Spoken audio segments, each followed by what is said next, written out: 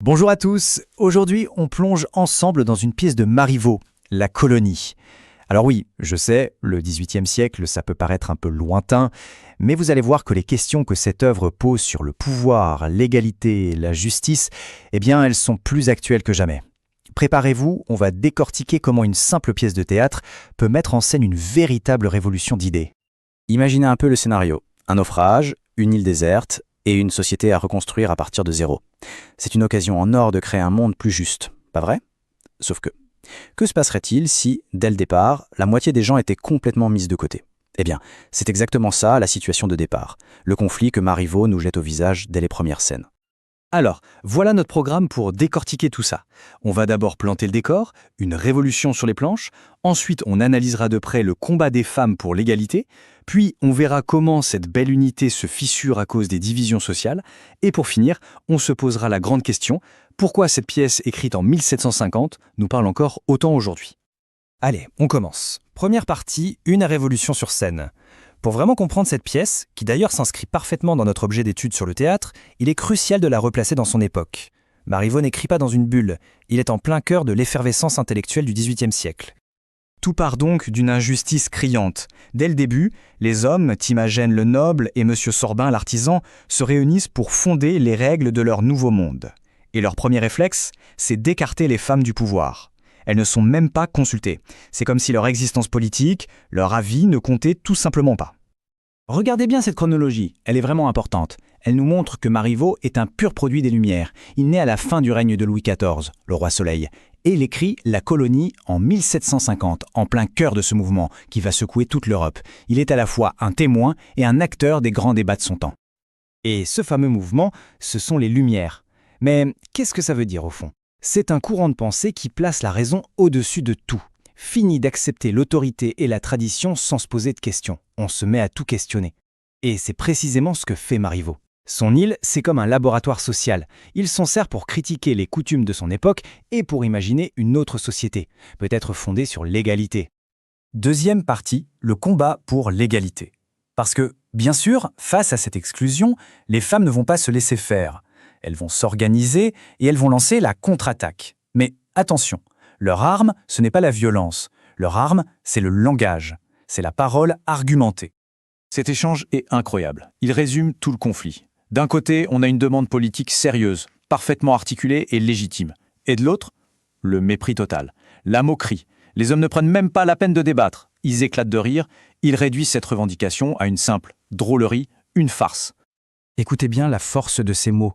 C'est puissant. Arténis ne fait pas que demander, elle accuse. Et remarquez bien le mot qu'elle emploie, tyran. Ce n'est pas un mot anodin, c'est un mot très fort. Elle est en train de construire une véritable argumentation, en accusant les hommes d'avoir volontairement étouffé l'intelligence des femmes pour mieux asseoir leur domination. C'est un véritable réquisitoire. Et regardez bien ce schéma, il décompose la stratégie d'Arténis. C'est une masterclass de rhétorique. La rhétorique, retenez bien ce mot, c'est l'art de bien parler pour convaincre, un outil clé pour vos analyses. Et Arténis, elle maîtrise parfaitement cet art. Elle commence par flatter son auditoire de femmes, puis elle passe à l'accusation contre les hommes, et enfin, elle justifie la légitimité de leur révolte. Son discours est une mécanique de persuasion parfaitement huilée. Alors là, on s'est dit que les femmes sont unies, puissantes, on pourrait croire que leur front commun est invincible. Mais Marivaux, qui est un psychologue très fin, va introduire une complication, un grain de sable qui va tout faire dérailler. Au début, c'est simple. La ligne de front est très claire. C'est une guerre des sexes. Toutes les femmes, qu'elles soient nobles ou du peuple, sont solidaires contre l'injustice masculine. Et puis, voilà le coup de théâtre. Le conflit change complètement de nature. Soudain, la lutte à l'intérieur du groupe des femmes, entre les nobles et les roturières, devient plus importante que leur combat commun contre les hommes. L'ennemi principal n'est plus le même. Cet échange, à la scène 17, c'est vraiment le point de bascule de la pièce.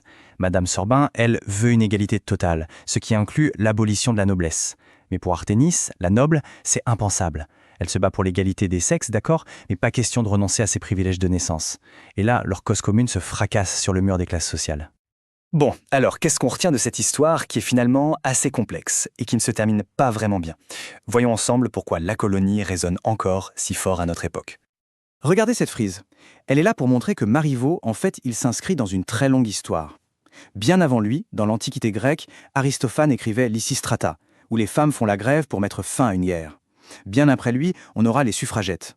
La pièce de Marivaux, c'est un maillon essentiel dans cette grande conversation sur la place des femmes, une conversation qui continue encore aujourd'hui. Marivaux ne nous donne pas une réponse facile, pas de solution miracle. À la fin, l'arrivée d'ennemis sur l'île met brutalement un terme au débat. Les hommes partent se battre et les femmes sont renvoyées à leur rôle traditionnel. Cette absence de happy end est totalement volontaire. Elle nous laisse, nous spectateurs, avec une question en suspens. Est-ce qu'un véritable changement a seulement eu lieu ? Et voici la fiche de synthèse que je vous ai préparée. Pensez-y comme votre boîte à outils. Que ce soit pour un commentaire de texte ou une dissertation, servez-vous de cette grille pour bien structurer votre pensée. Partez des thèmes, repérez les techniques littéraires qui les mettent en valeur et nourrissez votre analyse avec ces questions de réflexion. C'est la méthode pour construire une analyse qui soit à la fois riche et pertinente. Et voilà la pensée avec laquelle je voudrais qu'on se quitte.